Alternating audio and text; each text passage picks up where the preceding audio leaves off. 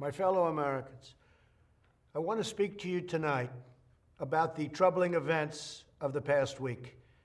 As I have said, the incursion of the U.S. Capitol struck at the very heart of our republic. It angered and appalled millions of Americans across the political spectrum. I want to be very clear.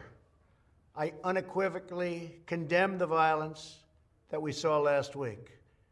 Violence and vandalism have absolutely no place in our country and no place in our movement. Making America great again has always been about defending the rule of law, supporting the men and women of law enforcement, and upholding our nation's most sacred traditions and values. Mob violence goes against everything I believe in and everything our movement stands for. No true supporter of mine could ever endorse political violence. No true supporter of mine could ever disrespect law enforcement or our great American flag. No true supporter of mine could ever threaten or harass their fellow Americans. If you do any of these things, you are not supporting our movement, you are attacking it, and you are attacking our country. We cannot tolerate it. Tragically, over the course of the past year, made so difficult because of COVID-19, we have seen political violence spiral out of control. We have seen too many riots, too many mobs, too many acts of intimidation and destruction. It must stop. Whether you are on the right or on the left, a Democrat or a Republican, there is never a justification for violence. No excuses, no exceptions. America is a nation of laws. Those who engaged in the attacks last week will be brought to justice.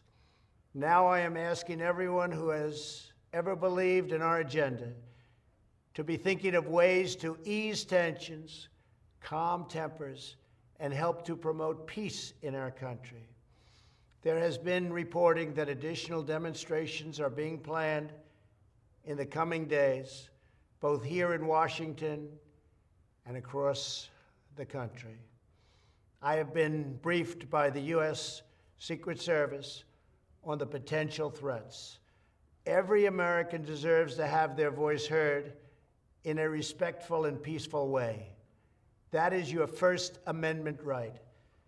But I cannot emphasize that there must be no violence, no law-breaking, and no vandalism of any kind.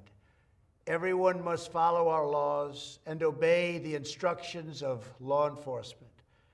I have directed federal agencies to use all necessary resources to maintain order.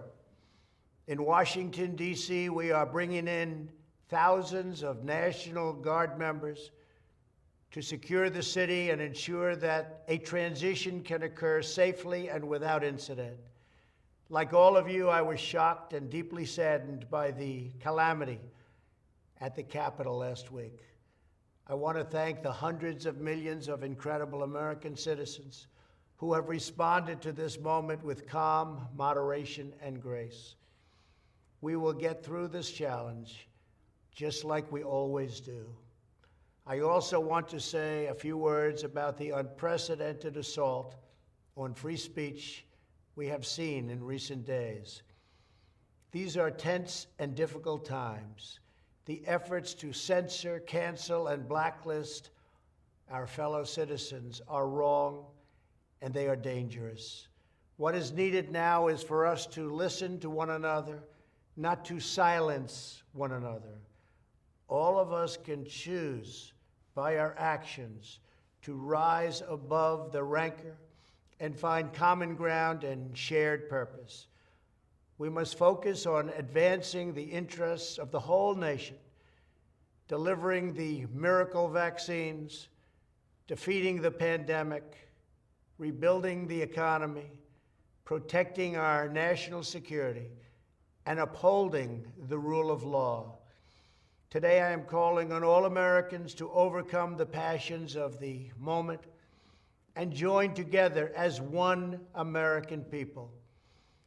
let us choose to move forward united for the good of our families, our communities, and our country. Thank you, God bless you, and God bless America.